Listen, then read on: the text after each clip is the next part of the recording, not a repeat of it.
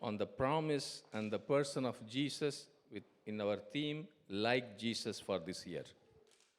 இயேசுவை போல என்ற அந்த கருப்பொருள் இந்த வருஷத்தினுடைய கருப்பொருளின் ஆரம்பமாக இந்த புதிய வருஷத்திலே இயேசுவினுடைய ஆழ்தத்துவமும் வாக்கு தத்துவமும் என்பதை குறித்து நாம் தியானிக்க ஆரம்பித்தோம். When we hear this phrase, like Jesus, we may loudly cheer this theme in the church, but inside we may also sigh that this is an impossible goal, great to preach, great to pray in public, but hard to practice. இயேசுவை போல என்கிற இந்த கருப்பொருளை கேட்ட உடனேயே கிறிஸ்தவர்கள் என்கிற அடிப்படையில் நாம் இதை உற்சாகமாய் சில வேளை சந்தோஷப்படலாம். ஆனால் உள்ளான மனதிலே இது ஒரு கடினமான காரியம், கடினமான ஒரு பொருள்.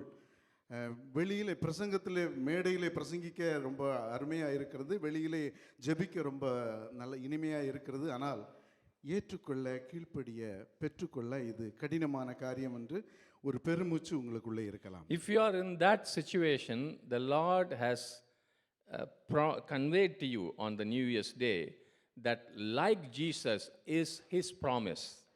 நீங்கள் ஒருவேளை அப்படிப்பட்ட மனதோடு கூட இருப்பீர்களானால் இந்த புது வருஷத்திலே ஆண்டவர் உங்களுக்கு வாக்குத்தத்தம் கொடுக்கிறார். இயேசுவை போல என்பது தேவன் நமக்கு தரக்கூடிய வாக்குத்தத்தம்.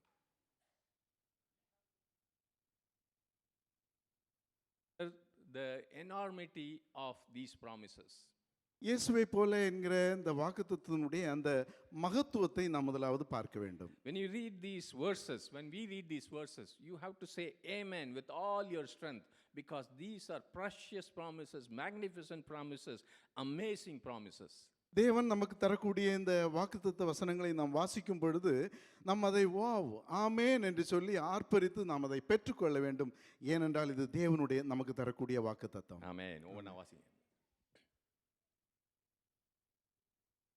1 கொரிந்தியர் 2வது கலாத்தியர் மத்தேயு 28:20 இதோ உலகத்தின் முடிவு பரியந்தம் சகல நாட்களிலும் நான் உங்களுடனே கூட இருக்கிறேன்.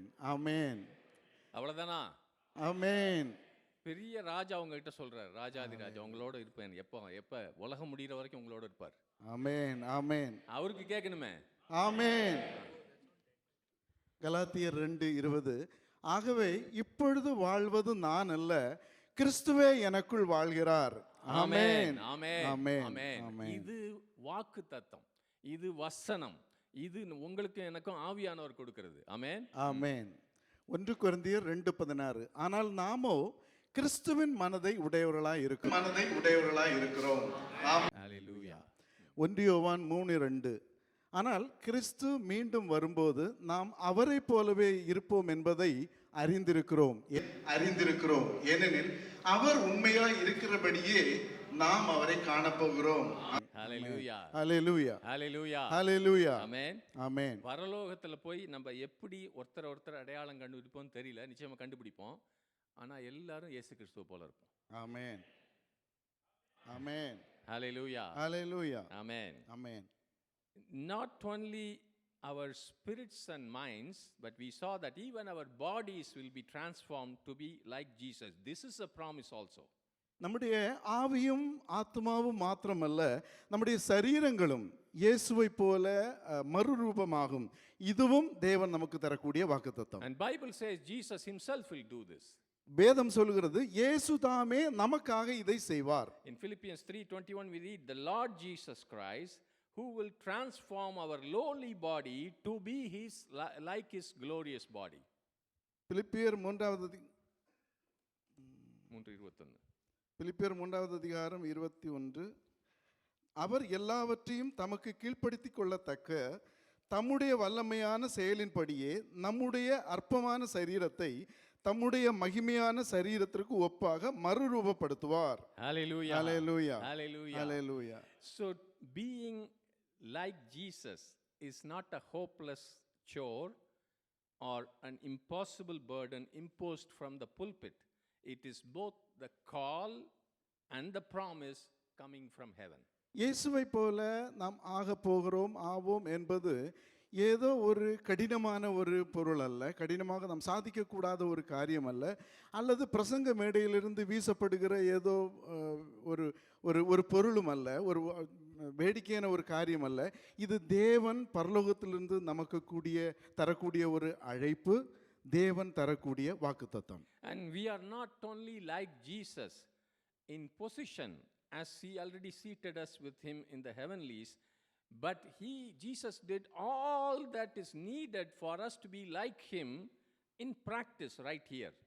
இயேசுவை போல நாம் இருக்கிறோம் என்பது நம் உன்னதங்களிலே அவரோடு கூட உட்கார வைத்திருக்கிறோம் என்கிற அந்த ஸ்தானத்தின்படி மாத்திரமல்ல, செயலின்படியே நமக்காக கிறிஸ்து இயேசு நம்மை இந்த உலகத்திலே இருக்கும்போது அப்படிப்பட்ட அனுபவத்திலே நம்மை வைக்கிறார். அதுதான் வாக்குத்தத்தம். If you think it is not possible, I am like this, I am from here, I am from this background, it's finished.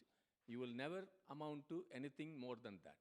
நான் என்னுடைய பின்னணியம் இது, என்னுடைய சுபாவம் இது, நான் இப்படிப்பட்ட சூழ்நிலையில் இருந்து கொண்டிருக்கிறேன், அதனால் இது சாத்தியமல்ல என்று நீங்கள் உங்களை நினைப்பீர்களானால் அது முடிந்து விட்டது, சாத்தியமில்லாத காரியம். The moment you understand who you are in Christ and who you are going to be in Christ, you can do, Jesus said, not me, Jesus said, you can do more than what he did.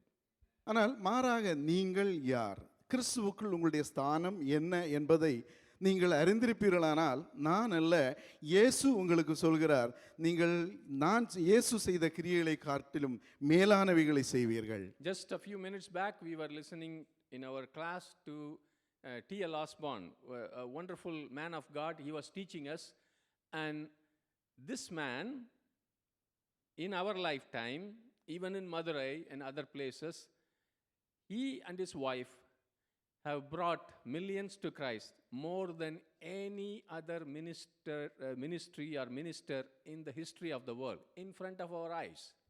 நாம் கொஞ்ச நேரத்துக்கு முன்னதாக நாங்கள் இதை தியானித்தோம். T.L. ஆஸ்பான் என்கிற ஒரு தேவ மனிதன் வேறு எந்த ஒரு மனிதனும் செய்யக்கூடாத ஒரு அற்புதமான காரியத்தை நம்முடைய வாழ்நாளில் மதுரை போன்ற பட்டணங்களிலே கோடிக்கணக்கான ஜனங்களை கிறிஸ்துவுக்குள் அவர் திருப்பி கொண்டு வந்தார். இது இன்றைக்கு நமக்கு உண்மைதாய் நடந்த ஒரு சம்பவம்.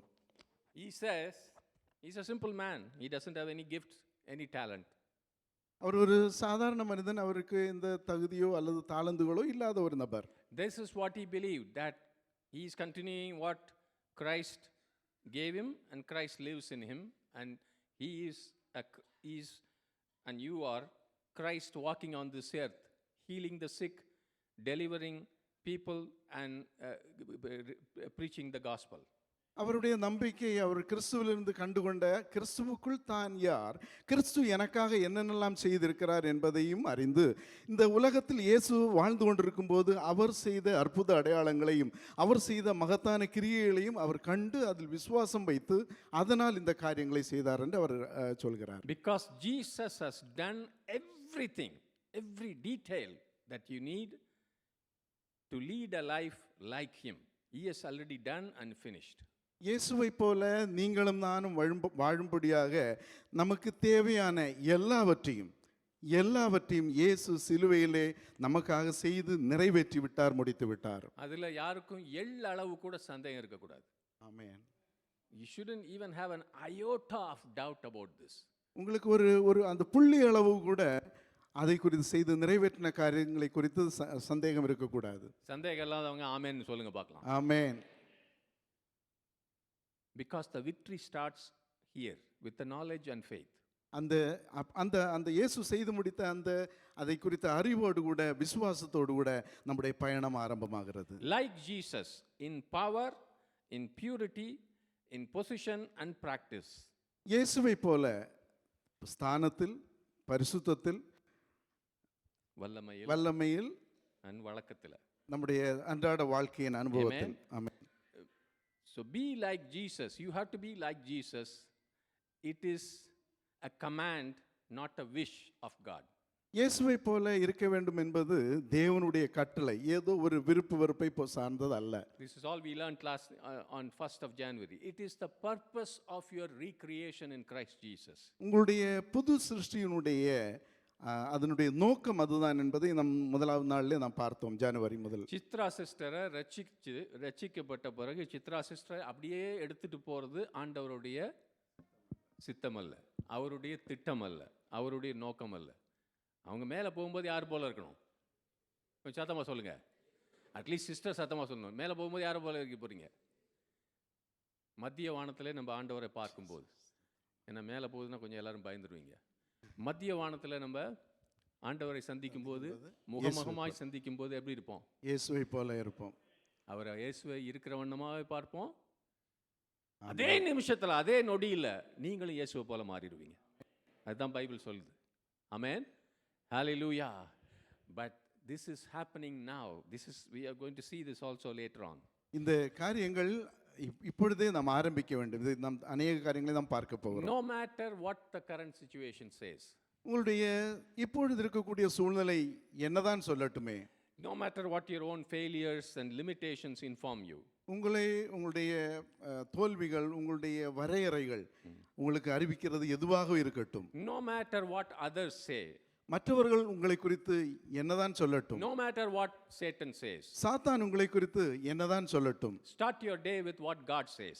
தேவன் என்ன சொல்கிறார் என்பதை வைத்து உங்களுடைய நாளை ஆரம்பியுங்கள். What God's word says. தேவனுடைய வார்த்தை என்ன உங்களை குறித்து சொல்கிறது? You know what the Lord says every morning to you. ஒவ்வொரு நாளும் காலையில் கர்த்தர் உங்களுக்கு என்ன சொல்கிறார் தெரியுமா? Gabriel, you will be more like Jesus today.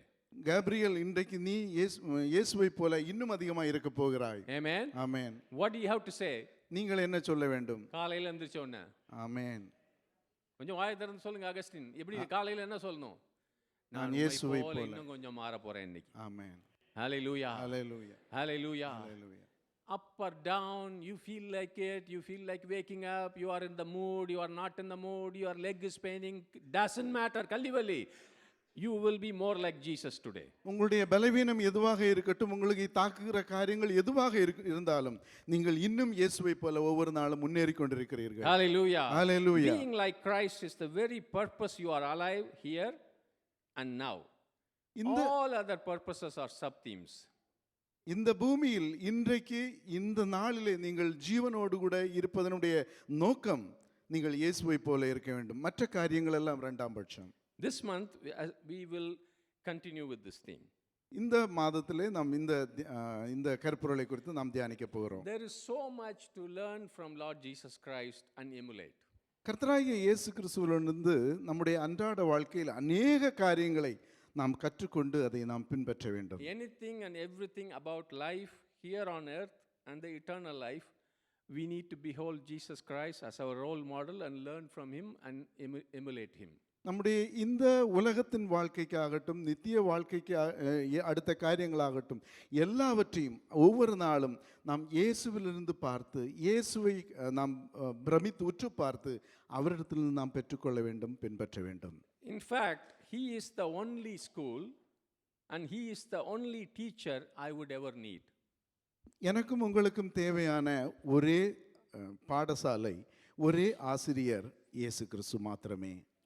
So I was wondering, where do we start? அப்படியானால் எங்கிருந்து ஆரம்பிக்கிறது என்பது என்னுடைய ஒரு ஆச்சரியமான காரியமாக இருந்தது. About his holiness, அவருடைய பரிசுத்தம், சொல்லுங்க. About his holiness, அவருடைய பரிசுத்தம், his power, அவருடைய வல்லமை, his grace, அவருடைய கிருபை, his compassion, அவருடைய மனதுருக்கம், his wisdom. அவருடைய ஞானம்.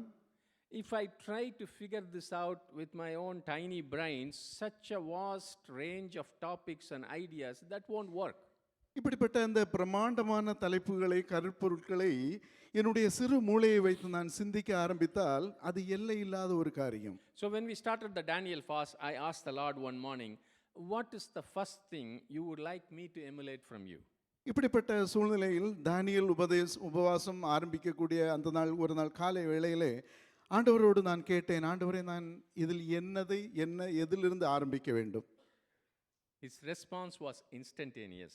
அவருடைய பதில் உடனடியாக இருந்தது. And it was powerful. அது வல்லமையானதாக இருந்தது. And totally unexpected.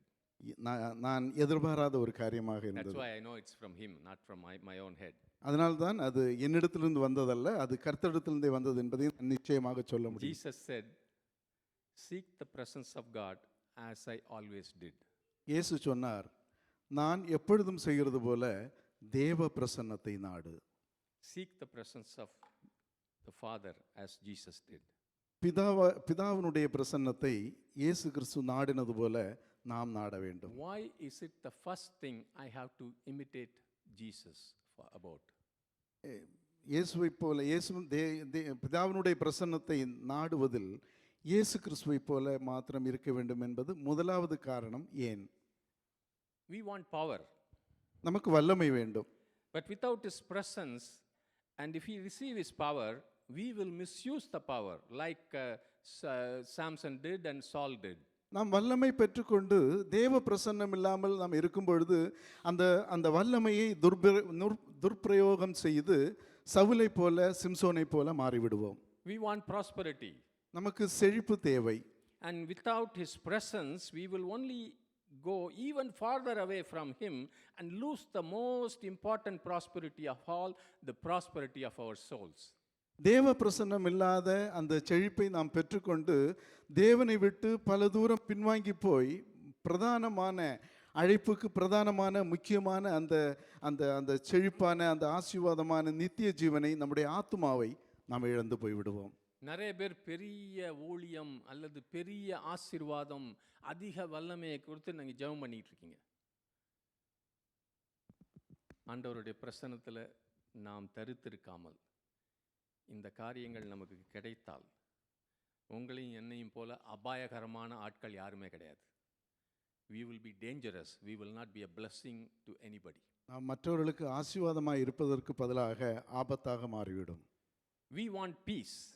நமக்கு சமாதானம் வேண்டும். Without the presence of Jesus, this peace will put us to sleep and inaction.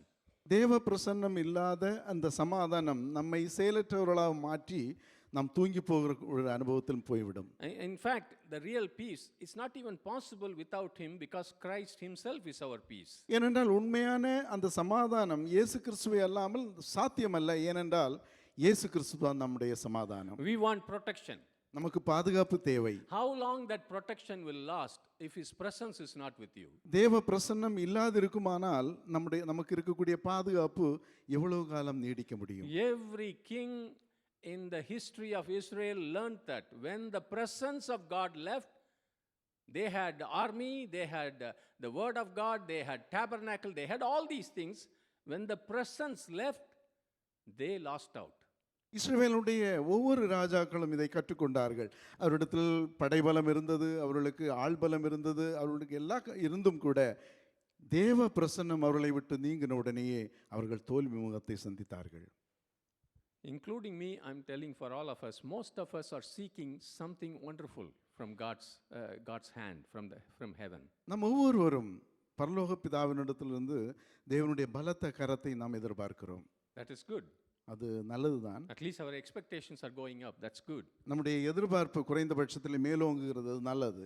Everybody should be dreaming that you are going to bring thousands and thousands to Christ. You are going to run crusades and you are going to do this, that. All that is fine. ஆயிரக்கணக்கான ஆத்துமாக்களை கிறிஸ்துவனிடத்தில் நாம் கொண்டு வர வேண்டும், நாம் குருசேடுகளை நடத்த வேண்டும் என்கிற அந்த மேலான ஒரு எதிர்பார்ப்பு, நம்பிக்கை இருப்பது மிகவும் நல்லது. But look at Jesus. ஆனால் இயேசுவை பாருங்கள். How did He come to the front? அவர் எப்படி முன்னுக்கு வந்தார்?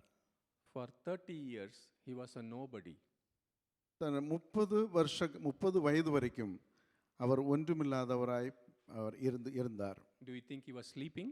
அவர் அதனால் தூங்கிக் கொண்டிருந்தார் என்று அர்த்தமா? He was just doing His father's carpentry shop. That's what he was doing all the time. அவருடைய அப்பாவுடைய தச்சு வேலை மாத்திரம் தான் எப்பொழுதும் செய்து கொண்டிருந்தார் என்று நினைக்கிறீர்களா? So before we look at Jesus, I want to explain one little principle. இயேசுவை நாம் பார்ப்பதற்கு முன்னதாக ஒரு தத்துவத்தை நான் உங்களுக்கு சொல்ல விரும்புகிறேன். When you read about Jesus, when you read the Gospels, you have to understand one thing. Jesus lived fully as a man. நீங்கள் சுவிசேஷங்களை வாசிக்கும் பொழுது புரிந்து கொள்ள வேண்டிய காரியம் என்னவென்றால், இயேசு கிறிஸ்து 100% மனிதனாக வாழ்ந்தார். When Jesus on this earth, He was fully God, but He was fully man. இந்த உலகத்தில் இருக்கும் பொழுது அவர் தேவனாய் இருந்தும் கூட அந்த நாட்களில் அவர் மனிதனாகவே இருந்தார். I will read Philippians 2nd chapter verses 6 to 8. பிலிப்பியர் 2வது அதிகாரம் 6 8 வரைக்கும் வாசிக்கிறேன். He existed in the form of God, yet he gave no thought to ceasing equality with God as his supreme prize. Instead, he emptied himself of his outward glory by reducing himself to the form of a lowly servant. He became human. He humbled himself and became vulnerable, choosing to be revealed as a man and was obedient. He was a perfect example even in his death. பிலிப்பியர் 2வது அதிகாரம் 6 8 வரைக்கும், அவர் தேவனுடைய ரூபமாயிருந்தும் தேவனுக்கு சமமாய் இருப்பதை கொள்ளையாடின பொருளாக எண்ணாமல் தம்மை தாமே வெறுமையாக்கி அடிமையின் ரூபம் எடுத்து மனுஷ சாயலானார். அவர் மனுஷ ரூபமாய் காணப்பட்டு மரண பரியந்தம், அதாவது சிலுவையின் மரண பரியந்தமும் கீழ்ப்படிந்தவராகி தம்மை தாமே தாழ்த்தினார். In every way, Jesus limited himself to be a man, Jesus of Nazareth. இயேசு கிறிஸ்து தன்னுடைய எல்லா சூழ்நிலையிலும் சாதாரண ஒரு மனிதனாக நசரேயனாகிய இயேசுவாக இந்த உலகத்தில் வாழ்ந்தார். எங்கெல்லாம் நீங்கள் வேதத்தில் நசரேயனாகிய இயேசுன்னு படிக்கிறீங்களோ அந்த இடத்துல தான் ஆவியானவர் உங்ககிட்ட சொல்கிறார், இது ஒரு சாதாரண மனிதன். ஆமென். ஆமென். அந்த நேரத்தில் உட்காந்து நல்லா யோசித்து பார்க்கணும், எதுக்காக இப்படி சொல்லியிருக்கு நசரேயனாகிய இயேசுன்னு. It is because he was a man. ஏனென்றால் இயேசு மனிதனாகவே இருந்தார். Whatever miracles he performed, he did them by the power of the Holy Spirit, and we know that from Acts 9:38. அப்போஸ்தலர் 9வது 10வது அதிகாரம் 10:38. 10:32 படி நாம் அறிந்திருக்கிறோம். இயேசு கிறிஸ்து செய்த எல்லா அற்புதங்களும் பரிசுத்த ஆவியானவரால் மாத்திரமே செய்தார். And we can do the same and even more. நானும் நீங்களும் அதை காட்டிலும் அதிகமாக செய்யலாம். Though he was a son of God, he did not use that privilege for his personal life or ministry or miracles or to escape the cross. இயேசு கிறிஸ்து அவர் தேவனுடைய குமாரனாக இருந்த பொழுதிலும் கூட அவருடைய ஊழியத்தை ஆகட்டும், அவர் கொடுத்த அந்த வல்லமையாகட்டும், அவருடைய தெய்வத்தன்மையாகட்டும், அதை எதுவுமே சிலுவையிலிருந்து தப்பித்துக் கொள்ளும்படியாய் அவர் உபயோகிக்கவில்லை. Satan tempted him, if you are the son of God, make bread out of these stones and eat. நீ அந்த கல்லுகளை அப்பமாகி சாத்தான் இயேசுவை சோதித்தான், நீ தேவனுடைய குமாரனாக இருந்தால் இந்த கல்லுகளை அப்பமாக்கி சாப்பிடு என்று ஒரு சோதனையை கொடுத்தார். No, he constrained himself to be a mere man. இயேசு கிறிஸ்து அந்த எல்லா சூழ்நிலையிலும் ஒரு சாதாரண மனிதனாக தன்னை சுருக்கி கொண்டார், மட்டுப்படுத்தி கொண்டார். If somebody came behind him, he could not see. இயேசு கிறிஸ்துவுக்கு பின்னால் அந்த நாட்களில் பின்னாக யாராவது வந்தால் அவரால் பார்க்க முடியாது. When somebody tied his hands, he could not just break it. அவருடைய கைகளை யாராவது கட்டுவார்களானால் அவராக அதை உடைத்து எறிய முடியாது. When somebody nailed him to the cross, he could not come down. He would not come down. சிலுவையில் அவருடைய கரங்களை ஆணி அடித்து வைப்பார்களானால் அவரால் இறங்கி வர முடியாது. Because he lived purely a man's life, going through all the weaknesses, all the temptations as we go through, with all the weaknesses a normal human being has, yet he was sinless. ஒரு சாதாரண மனுஷனா அந்த நாட்களில் அவர் சாதாரண மனுஷனுடைய எல்லா பாடுகளிலும், எல்லா பலவீனங்களோடு கூட, எல்லா தேவைகள் மத்தியிலும் அப்படிப்பட்ட வாழ்க்கை வாழ்ந்து கொண்டிருந்தார். ஆனாலும் அவர் பாவம் செய்யாதவராயிருந்தார். நம்மை போல எல்லாவற்றிலும் சோதிக்கப்பட்டும் அப்படின்னு இருக்குது இல்லையா? பாவம் எல்லாரும் இல்லாத, நம்புறீங்களா? அப்புறம் என்னாச்சு? பாவம் இல்லாத பிரதான ஆசாரியர். அது யாரும் நம்புறீங்களா? ஆமென்.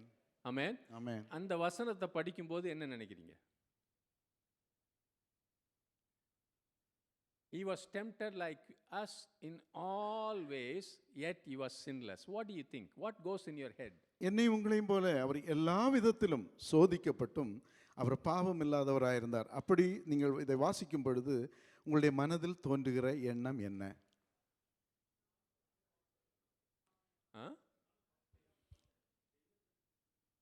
அப்படின்னு மணிமாறன் சொல்றாரு. அது மாதிரி நிறைய பேர் நினைக்கிறோம், ஆனால் வெளியே சொல்றது இல்லை. ஏன்னா தியாலஜிலாம் படிச்சாச்சு. We think he was sinless because he was also God. இயேசு கிறிஸ்து தேவனாகவும் இருந்ததினால் அவர் பாவம் இல்லாதவராய், பாவம் செய்யாதவராய் இருந்தார் என்று நாம் நினைக்கிறோம். Take that out of your head. உங்களுடைய மனதிலிருந்து எண்ணங்களிலிருந்து அதை எடுத்து விடுங்கள். That is not true. அது சத்தியம் அல்ல. Because that's not what the Bible says. ஏனென்றால் வேதம் அப்படி நமக்கு கற்றுக் கொடுக்கவில்லை.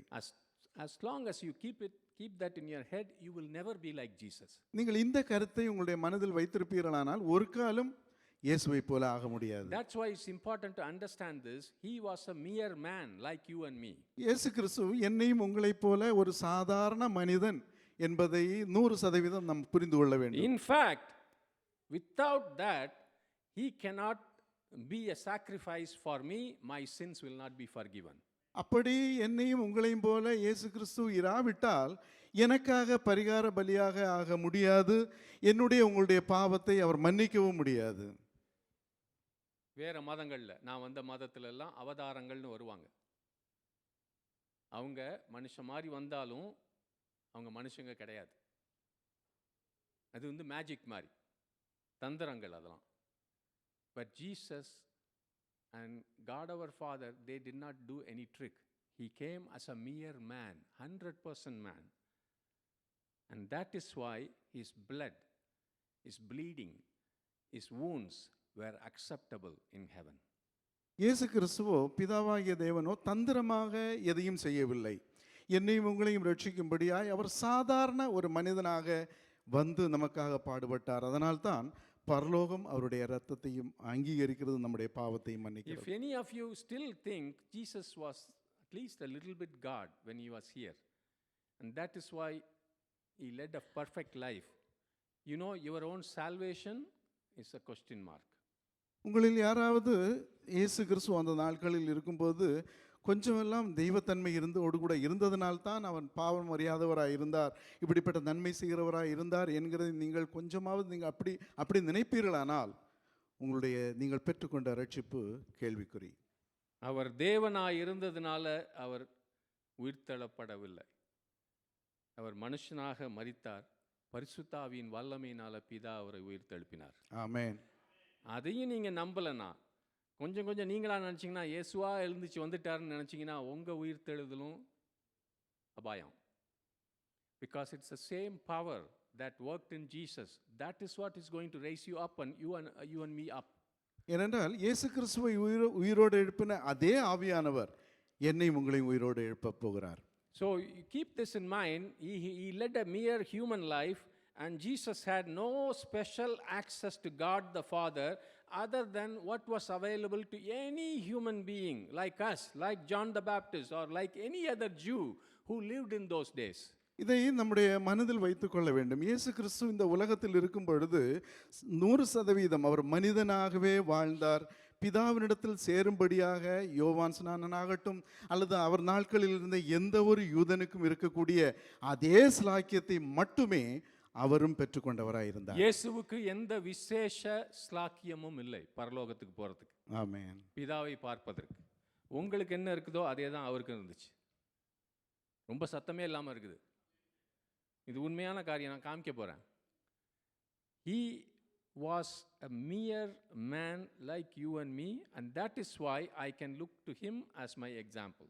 இயேசு கிறிஸ்து அந்த நாட்களில் என்னையும் உங்களையும் போல ஒரு சாதாரண மனிதனாக வாழ்ந்தார். அதனால் மாத்திரமே எனக்கும் உங்களுக்கும் முன்னோடியாக முன்மாதிரியாக இயேசு கிறிஸ்து இன்றைக்கும் இருக்கிறார். From a very young age, Jesus sought his father's presence. இயேசு கிறிஸ்து தன்னுடைய இளம் பிராயத்திலேயே சிறு பிள்ளை இருக்கும் பொழுதே பிதாவினுடைய அந்த பிரசன்னத்தை தேடினார். Can I ask for some 10, 11, 12, 13, 14-year-old boys to stand up? Anybody here? 10, 11, 12 வயதுள்ள ஆண் பிள்ளைகள் எழுந்து நிற்பீர்களா? Joel, only boys, yeah. Jesus. Okay, girls can also stand up if you are in that age, because girls usually don't want to tell the age. Any girls in that age? Okay. Wow, there's a lot of girls in that age. So let's say they are all going to Jerusalem. நாம் இப்படி நினைத்துக்கொள்வோம், இவங்க எல்லாரும் எருசலேமுக்கு போறாங்க. For the holy tour. And with the parents. புண்ணிய யாத்திரைக்காக தங்களுடைய பெற்றோரோடு கூட போறாங்க. And with other TCF members. TCF உள்ள எல்லாரும் கூட போறோம். Brother Merlin arranged the tour and we are all going. Brother Merlin tour arrange பண்ணி நம்ம எல்லாரும் போறோம். Special Etihad is going. Etihad air flight. And when they are all coming back to the airport, to Abu Dhabi, they are missing. ஆனால் போய் திருப்பி அபுதாபிக்கு திருப்பி வர ஏர்போர்ட்டில் பார்த்தா இவங்களை யாரையும் காணோம். What do you think they are doing? என்ன செய்துட்டு இருப்பாங்கன்னு நினைக்கிறீங்க? I mean, the parents look at them. Parents அந்த பிள்ளைகளை பாருங்க. If they say, I am talking to the father, why are you bothered about me? What will he do? என்னுடைய அப்பா பிதாவிடத்தில் நான் பேசிட்டு இருக்கேன், நீ என்ன ஏன் இவ்வளவு தொந்தரவு பண்றீங்கன்னு கேட்டா எப்படி இருக்கும்? You think it's a joke, but that's what they should be doing. நீங்க அது தமாஷாக உங்களுக்கு நினைக்கலாம், ஆனால் அதைத்தான் அவர்கள் செய்ய வேண்டும். உட்காருங்க. It's just an example. At the age of 12, this is the only incident you read in the Bible about his boyhood. இயேசு கிறிஸ்துவனுடைய அந்த குழந்தை பருவத்தில் இந்த ஒரு சம்பவம் மட்டும்தான் நீங்கள் வேதத்தில் வாசிக்க முடியும். And I really believe this morning the Holy Spirit showed me this shows a pattern for Jesus. He did not start seeking God's presence when he started the ministry at the age of 30. He had been doing this all his life. பரிசுத்த ஆவியானவர் நான் இதை வாசிக்கும் போது எனக்கு காட்டினார். அவர் ஏதோ 30 வயதுக்கு பிறகுதான், ஊழியத்துக்கு வந்த பிறகுதான் இந்த பாணியை பின்பற்றினார் என்று அல்ல, அவர் தன்னுடைய இளம் பிராயத்திலேயே பிதாவினுடைய பிரசன்னத்தை நாடினார். And I have heard many times the Sunday school children pray. அநேக பிள்ளைகள் சண்டே கிளாஸில் ஜெபம் பண்ணுறதை நான் கேள்விப்படுகிறேன். There's a express and we don't know what they are saying and they don't know what they are saying. It will be finished in 1 minute. ஒரு நிமிட ஜெபம் வடபடா பேசி முடிப்பாங்க. But imagine Kevin, he is spending, I shouldn't imagine, I should pray for that. And Dina and Madi should pray for that. He spends lot of time just, I want to see my father. I want to see Jesus. I want to see his face. And sometimes he forgets his food.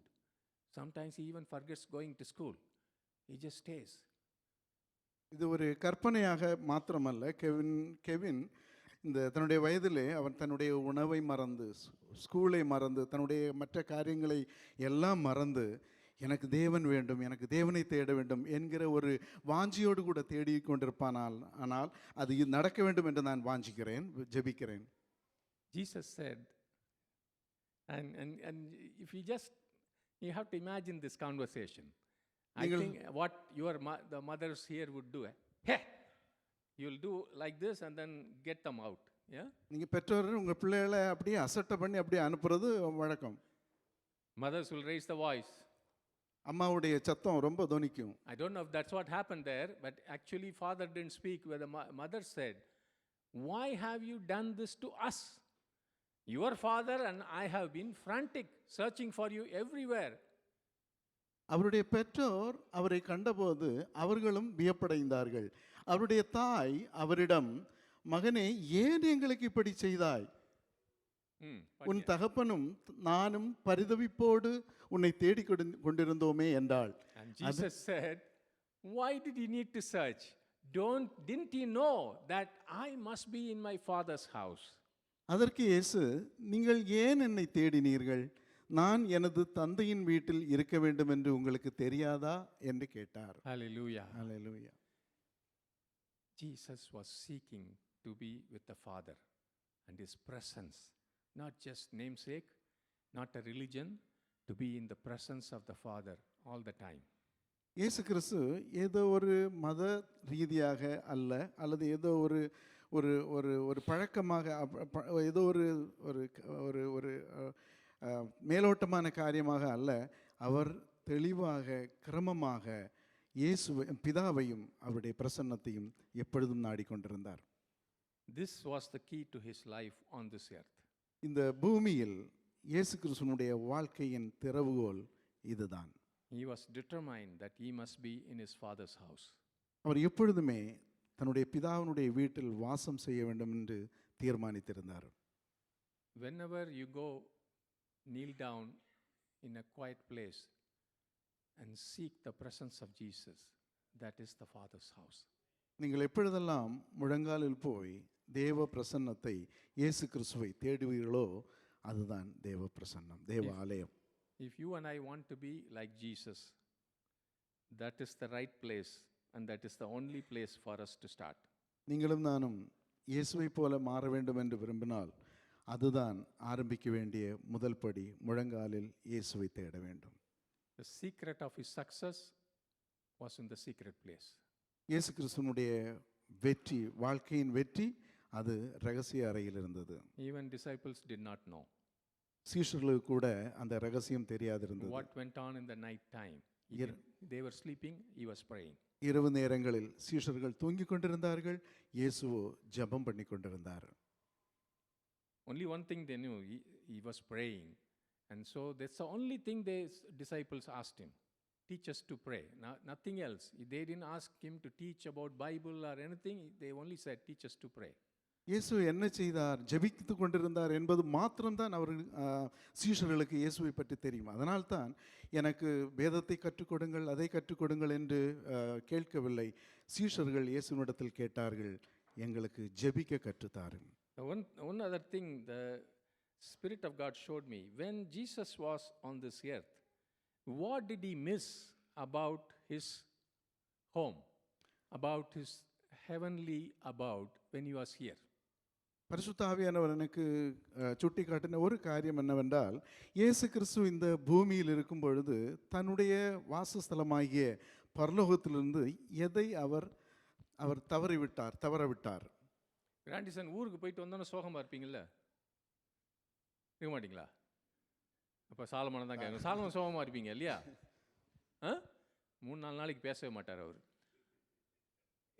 என்ன miss பண்ணுறீங்க ஊரை பற்றி? அதுமா ஃபேமிலியாக இன்னும் கொஞ்சம் ஒழுங்காக சொல்லலாம். யார் ஒய்ஃப்னு? அவருக்கு ஒய்ஃபான். Something you miss, right? ஏதோ காரியம் உங்களுக்கு நீங்க இழக்கிறீங்க. Even those of you who are here as family, sometimes you miss your back home. நீங்கள் இந்த ஊர்ல குடும்பமாக இருந்த பொழுதும் கூட சில நேரங்களில் உங்களுடைய ஊர்ல இருக்கக்கூடிய வீட்டை நீங்க மிஸ் பண்றீங்க. What did Jesus miss about his heavenly abode? ஆனால் இயேசு பரலோகத்தில் இருக்கக்கூடிய எதை அதிகமாக மிஸ் பண்ணினார்? Surely the worship of the millions of angels and his busy time with the preoccupation of the universe, creating stars, naming them, creating galaxies, maybe he missed those. அநேக காரியங்களை, இந்த பிரபஞ்சத்தை, இந்த விண்வெளி கூடத்தை, தேவதூதர்களுடைய ஆராதனை, இப்படிப்பட்ட அவருடைய சிருஷ்டிப்பிலே அவர் அதிக கரிசனையாக இருந்த இந்த காரியங்கள் எல்லாம் அவர் இழந்திருக்க கூடும். The glory that no other place can give, maybe he missed it. எங்கும் கிடைக்காத அந்த பரலோக மகிமை ஒருவேளை அவர் அதை இழந்திருக்க கூடும். Still, when you read the Gospels, you can see that what he missed the most was his Father's presence and fellowship. ஆனால் நாம் வேதத்தை வாசிக்கும் பொழுது, சுவிசேஷத்தை வாசிக்கும் பொழுது, இயேசு கிறிஸ்து எதை அவர் மிஸ் பண்ணார் என்றால் பிதாவையும் பிதாவினுடைய அந்த பிரசன்னத்தையும். Angels came 2 or 3 times in the Gospel to comfort him, things like that. It didn't say he was actually looking for it. But every single day, all the time, he missed his daddy.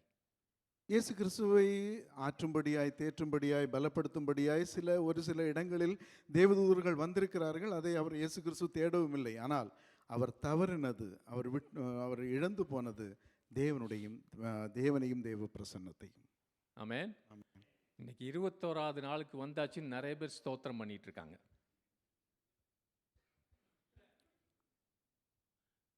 இல்லைன்னு ஒரு ஆள் தான் சொல்றாரு.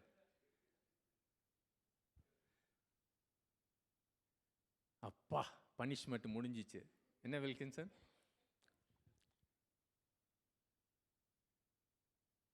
But the Lord was seeking his Father all the time. He was seeking his presence. ஆனால் நம் ஆண்டவரோ தம்முடைய பிதாவை, அவருடைய பிரசன்னத்தை எப்பொழுதுமே தேடிக்கொண்டிருந்தார். Amen. Amen. Amen. Amen. That is something he wants us to capture. அதைத்தான் மிகவும் முக்கியமாக நானும் நீங்களும் பற்றிக்கொள்ள வேண்டும். Prayer should not be a boring time. ஜெபம் என்பது ஏதோ போர் அடிக்கிற காரியமாக இருக்கக்கூடாது. When you go to pray, நீங்கள் ஜெபிக்க போகும்போது you meet Jesus. நீங்கள் எங்கள் இயேசுவை சந்திக்கிறீர்கள், you see his face, அவருடைய முகப்பிரகாசத்தை காண்கிறீர்கள், let him touch your hand, அவர் உங்களுடைய கரத்தை தொடுவாராக, let him talk to you. அவர் உங்களோடு பேசுவாராக. You have to spend enough time for him to do that. அந்த அப்படிப்பட்ட அனுபவத்துக்கு நீங்கள் தரமான நேரத்தை செலவிட வேண்டும். When you start learning that, you will not feel like leaving the place. நீங்கள் அந்த அனுபவத்தை நீங்கள் பெற்றுக்கொள்ளும் பொழுது அந்த அனுபவத்திலிருந்து நீங்கள் திரும்பி செல்ல விரும்ப மாட்டீர்கள். டேனியல் ஃபாஸ்ட்ல காஃபி டீயை விட முடியாத கஷ்டப்பட்டா இருக்காங்களா இல்லையா? யாருமே இல்லையா? இங்கே கொஞ்சம் பேர் தூங்குறாங்க. அது டேனியல் ஃபாஸ்ட்னாலே இல்லைன்னு தெரில, அந்த காஃபி குடிக்காதனாலும் தெரில. But imagine you are addicted to prayer. You are addicted to seeking God's presence. Just imagine that. I know that is not the truth, but let's say you imagine that.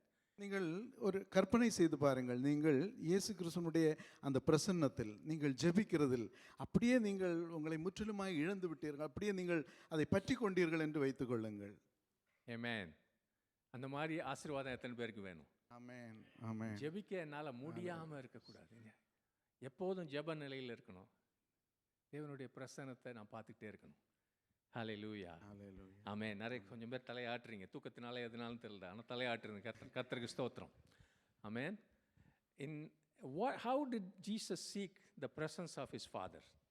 பிதாவினுடைய அந்த பிரசன்னத்தை இயேசு கிறிஸ்து எப்படி தேடினார்? We know in those 3.5 years, every night, Bible says every night he met his Father, and I really believe he did that all through his life. The 33 years, because it doesn't happen one night. It was a practice. He grew in that. இயேசு கிறிஸ்து தன்னுடைய 3.5 வருஷ ஊழிய காலத்தில் பிதாவோடு கூட ஒவ்வொரு இரவும் ஜெபித்தார். அவர் அந்த பிரசன்னத்தை நாடினார் என்பதை நாம் வேதத்தில் வாசிக்கிறோம். ஆனால் அதோடு கூட அது நின்று விடவில்லை. நிச்சயமாகவே இயேசு கிறிஸ்து தன்னுடைய சிறு வயதிலிருந்து தொடங்கி எப்பொழுதுமே அவருடைய பிரதானமான காரியம் தேவ பிரசன்னத்தை தேடுவதாக மாத்திரமே இருந்தது. When you seek Father's presence, God's presence, in the night or alone, you know what happens? He goes with you all through the day. எப்பொழுதாகட்டும் நீங்கள் தேவ பிரசன்னத்தை நாடுவீர்கள், தேடுவீர்களோ, ஜெபத்தில் ஆண்டவருடைய பிரசன்னத்தில் போவீர்களோ, தொடர்ந்து உங்களுடைய நாள் முழுவதும் அவருடைய பிரசன்னத்திலே இருப்பீர்கள். Hallelujah. Hallelujah. Amen. Amen. Not just he went to see his father and say hello, bye-bye. He saw his father at work. That's what he said. Jesus himself said. He saw his father working. ஒவ்வொரு நாளும் ராத்திரி பிதாவை தேடி பிதாவை அவர் பார்க்க போவது ஏதோ hello by என்று சொல்லி போவதற்காக அல்ல. அவர் எப்பொழுதும் பிதாவாகிய தேவன் கிரியை செய்து கொண்டிருக்கிறதை பார்க்கும் அளவும் அவருடைய பிரசன்னத்தில் அமர்ந்தார். Remember, Jesus is just a man like you and me. இயேசு கிறிஸ்து என்னையும் உங்களையும் போல ஒரு சாதாரண மனுஷன் என்பதை நினைவில் வைத்துக் So what he கொள்ளுங்கள். did, you can do. அவர் என்ன செய்தாரோ அதை நீங்களும் செய்ய You முடியும். can go to heaven and see your God at work when you pray. நீங்கள் ஜெபிக்கும் பொழுது பரலோகத்தில் போய் உங்களுடைய பிதா கிரியை செய்கிறதை நீங்கள் பார்க்க வேண்டும். விசுவாசிக்கிறவங்க ஆமென் சொல்லுங்க. ஆமென். You spend enough time, you will see him at work. தரமான நேரத்தை ஜெபத்தில் நாம் செலவழிக்கும் போது தேவன் பிதா நமக்காக கிரியை செய்து கொண்டிருக்கிறதை நாம் பார்ப்போம். John 5:17, Jesus answered his critics by saying, every day my father is at work and I will be too. யோவான் 5வது அதிகாரம் 17வது வசனத்தில் இயேசு அவர்களை நோக்கி, என் பிதா இதுவரைக்கும் கிரியை செய்து வருகிறார், நானும் கிரியை செய்கிறேன். ஒவ்வொரு நாளும் என் பிதா கிரியை செய்கிறார், நானும் செய்வேன். ஒவ்வொரு நாளும் பிதா கிரியை செய்கிறான்னு எப்படி தெரியும் அவருக்கு? நம்மளை போற பைபிள் ஸ்டடி பார்த்துட்டு ஆன்சர் பண்ணான்னு நினைக்கலாம். நேராக போய் பார்த்தார் அவர். So that is, and then he goes on to explain what happens when Jesus was seeking the presence of God. தேவனுடைய அந்த பிரசன்னத்தை பார்க்கிறதுனால் என்ன நடந்தது என்பதை தொடர்ந்து அவர் விளக்குகிறார். In John 5:19, can somebody read please? யோவான் 5வது அதிகாரம் 19வது வசனம் யாராவது வாசிக்கலாம்?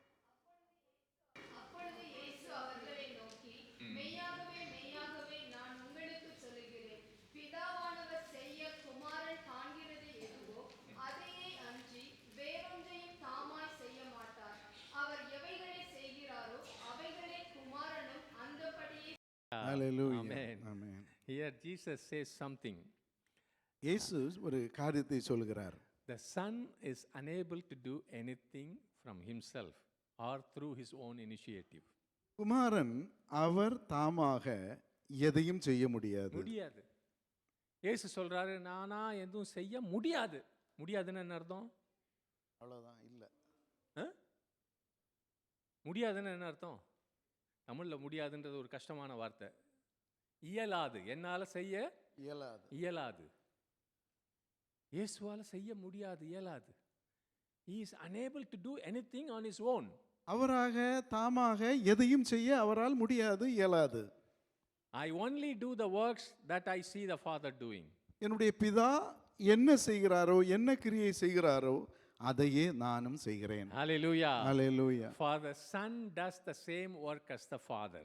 குமாரன் பிதா செய்ய காண்கிறதை குமாரன் செய்கிறார். For a Christian does the same work as Christ. கிறிஸ்தவர்கள் கிறிஸ்து செய்கிற காரியங்களை தாங்களும் செய்கிறார்கள். A Christian cannot do anything on his own except what he sees Jesus Christ do.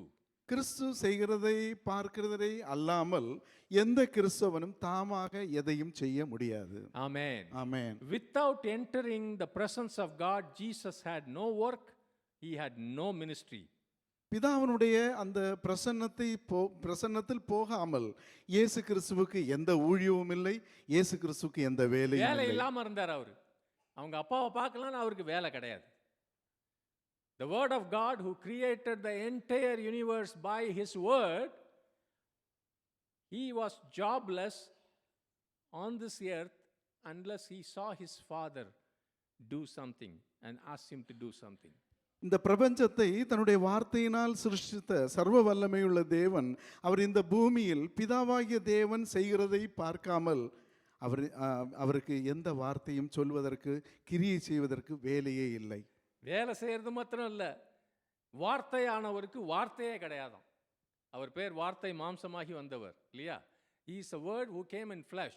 And Jesus says, I have no words to speak.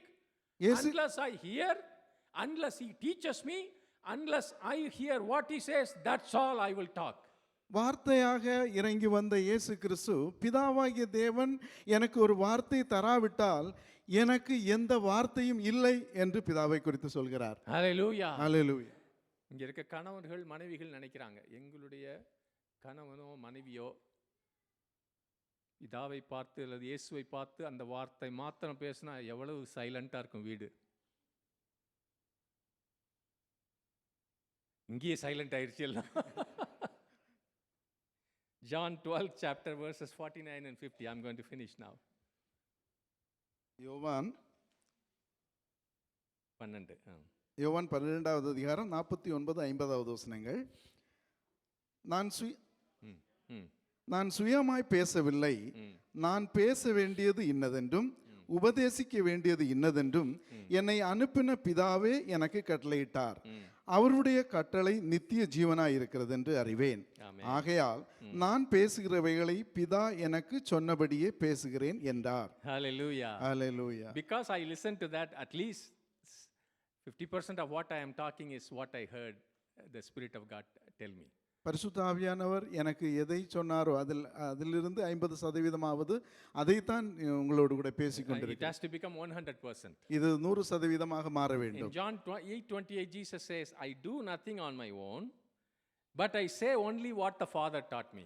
யோவான் 8வது அதிகாரம் 28வது வசனத்தில் நான் என் சுயமாய் ஒன்றும் செய்யாமல் என் பிதா எனக்கு போதித்தபடியே இவைகளை சொன்னேன் என்றும் அறிவீர்கள். This is what is happening in the prayer. ஜெபத்தில் இதுதான் நடந்து கொண்டிருக்கிறது. In our prayer, we are doing all beggars prayer. Bless me, heal me, do me this, blah, blah, blah, blah. That's all we are doing. ஆனால் நம்முடைய ஜெபத்திலோ நம் பிச்சைக்காரத்தனமாக ஆண்டவரை ஆசீர்வதியும், இதை செய்யும், அதை செய்யும் என்று நம் உளறிக்கொண்டே இருக்கிறோம். தோணன்னு அந்த தோணப்புல ஸ்தோத்திரமும் இருக்குது. அந்த ஸ்தோத்திரம் ஏற்றுக்கொள்ளப்படாது. சும்மா ஒரு ஐஸ் போடுறதுக்காக ஸ்தோத்திரம் ஐஸ் போடுறது இல்லை. When you listen to him, when you see him do this, when you enter his presence, when you are lost in his glory and beauty and majesty, then you praise. That is a response and a reaction. You don't go and praise God because you want something from him. He knows your heart. that praise will not be accepted. நீங்கள் தேவனுடைய பிரசன்னத்தில் போய் அவருடைய மகிமையை கண்டு அவருடைய மாட்சிமையை கண்டு அவருடைய பிரசன்னத்தினால் நிறைந்தவர்களாய் ஆண்டவரை நீங்கள் ஸ்தோத்தரிக்கும் போது அது அங்கீகரிக்கப்படத்தக்கதாக இருக்கும். மற்றபடி நீங்கள் எதை செய்தாலும் அதை ஏற்றுக்கொள்ளப்பட Lastly, கடைசியாக why did he seek the presence of the Father? பிதாவினுடைய பிரசன்னத்தை நாம் ஏன் தேட வேண்டும்? How did Jesus plan his life, his ministry, his everyday itinerary? Only by going to his Father, getting his direction. He said himself, I do only what my Father asked me to do.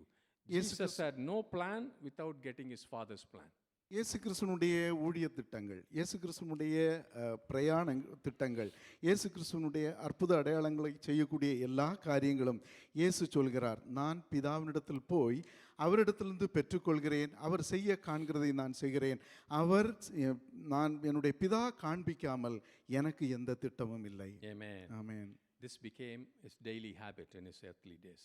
இயேசு கிறிஸ்துவனுடைய இந்த பூமியில் வசித்த நாட்களில் அன்றாட வழக்கமாயிருந்தது.